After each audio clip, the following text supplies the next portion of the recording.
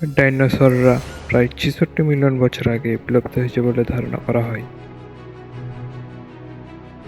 এবং এর প্রধান কারণ ছিল একটি বৃহৎ মহাকাশীয় বস্তু। সম্ভবত এটি একটি বিশাল গ্রহাণু বা ধূমকেতু যা পৃথিবীর সঙ্গে সংঘর্ষ করেছিল।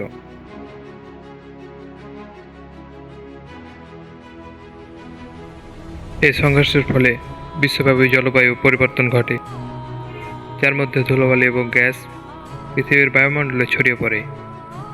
এর ফলে সূর্যালোক কমে যায়, গাছপালা মারা যায় এবং খাদ্য শৃঙ্খল ভেঙে পড়ে।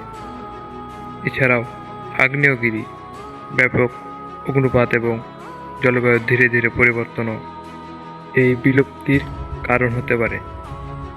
এসব পরিবেশগত পরিবর্তনের কারণে ডাইনোসররা তাদের টিকে থাকার জন্য প্রয়োজনীয় খাদ্য এবং আবাসস্থল হারিয়ে ফেলেছে, যা তাদের বিলুপ্তির দিকে নিয়ে যায়।